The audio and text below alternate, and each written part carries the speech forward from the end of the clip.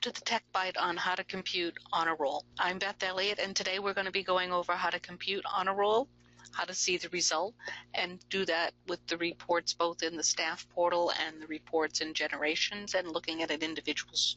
So to start with, to compute honor roll, you're going to go in under grades, operations, and you're going to compute honor roll.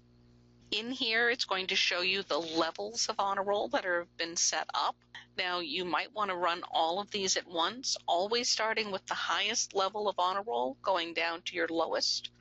If you need to rearrange those orders, you can click on the little mover square on the left and move it up and down. If you choose not to do all of your levels at once, you can use your control key to toggle them on or off. So for maybe my first quarter report card, what I'm going to do is I'm going to compute my high honors and honor roll for my quarter one. This is which grades I'm going to use for the computation, and you can select more than one with your control key. And then below that, you're going to indicate where you're going to store that honor roll. And most of the time, you're going to use the same marking period in both. You do have the option to bring in your transfer courses if you so choose. At this point, you can just go ahead and process. Now, if I had multiple levels here for, say, both a high school and a junior high or middle school, then I would do a student range to pick the appropriate students. But in the meantime, I'm going to be able to just compute through the students that I have here. Once it's complete, if you need to, you can view the log. The log is a way to see how it did with the computation. If you are using GPA as a fact in your honor roll, then you're going to want to come in and look at the results if you weren't getting what you were expecting. So it's going to be able to look at the length of the course, the credits for it. Based on that and the length of the course, it will do a credit percentage and then give you the adjusted credit. This credit percentage is coming from the grade scheme and the grade plan. Beyond that, you have how many grade points the particular grade is worth, and then it calculates the points based on that. So it's going to multiply the grade points for the grade times the adjusted credit and give you a valid and total those up for you. It will show you lists for each of the levels that you're computing. If on your highest level of honor roll the student makes it, you're not going to see the separate set of lines for calculation for the next level. I'm going to go ahead and close out of here. And if I wanted to run just the sports ineligibility, now the sports ineligibility I might want to run on a weekly or bi-weekly basis to see how the students are doing. And I might use a filter to say only show me those with sports.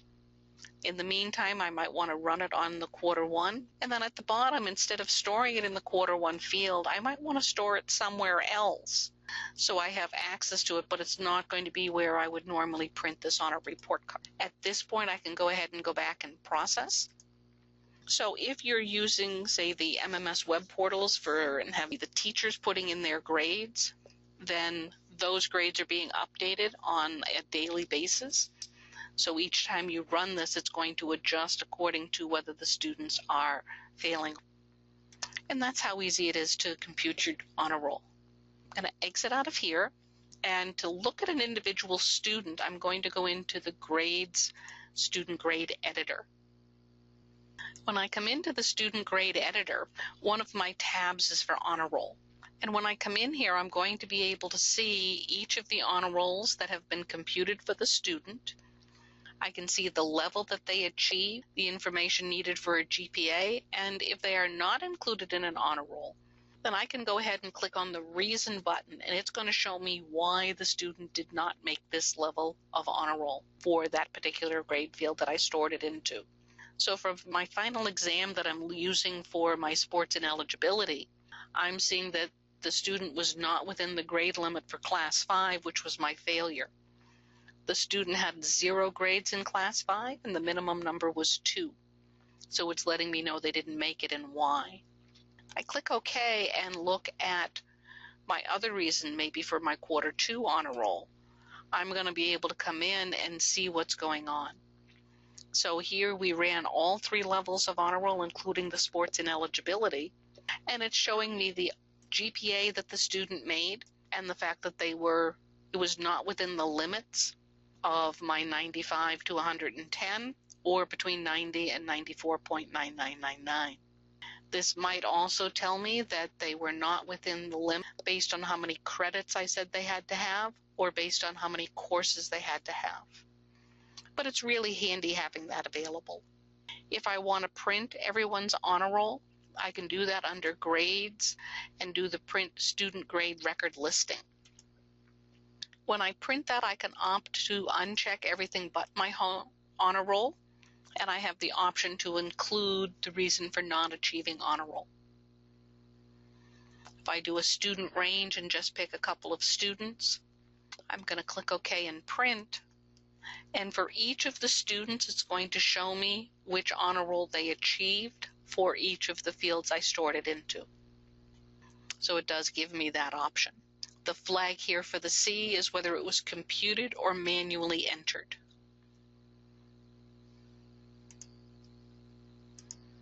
Now, I might have a student that I don't want to compute honor roll for maybe it's part of their IEP. Under more biographical editing jobs, I can go and set the student active-inactive status, and that can include that I want to exclude the student from honor roll. So it makes it very easy for me to say, don't give this student in there, and I don't have to think about taking them out later. I'll go ahead and save and exit out of here. If I want to print the entire list of those students who made honor roll, I can come into the staff portal, and under grades, I might want to print that list in year of grad order. I want to change my filter. And then under grades, I can come over and go to the honor roll list under the reports area. In here, I can specify a report title if I choose. I can also do a student range if I like. So I might want to select all the students from a particular year of grad.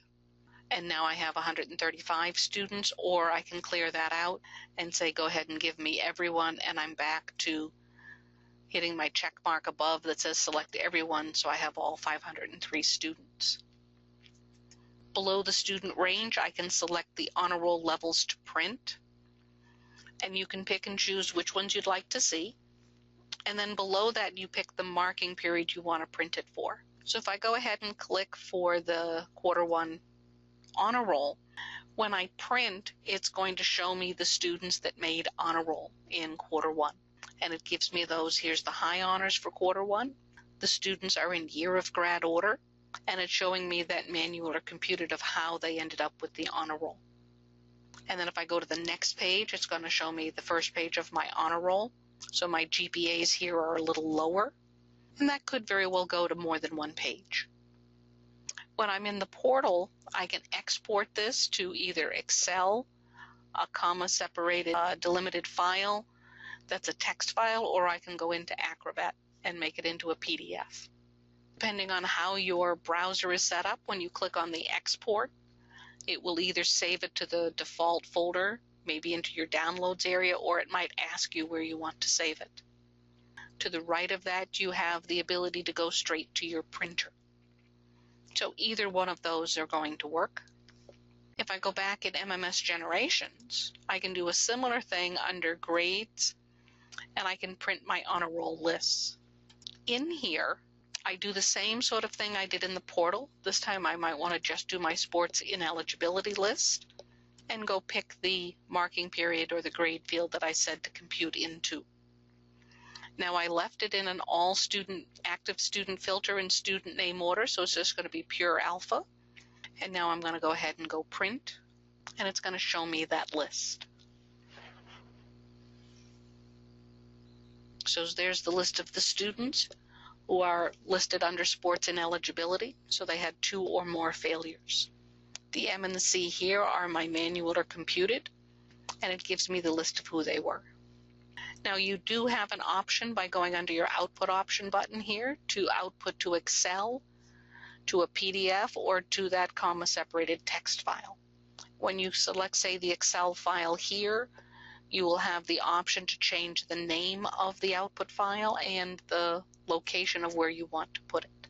If you are running on a remote desktop, then if your remote desktop has been set up to include your drives from your local computer, you can actually change and go there. Otherwise, it's going to be saving it on the server. So it gives you that option. When I'm running it from the web portal, I have the option to, because I'm not in the remote desktop, I can save it straight to my desktop or one of my other folders without a problem. In any of these areas, whether I'm setting up for the honor roll lists or actually doing the computation, you can always go to the question mark and it's going to bring up help on how to do that. You can, of course, go to the printer button and print that out so that you can see what's going on. So it makes it really handy for you to work with that. I hope you found this helpful for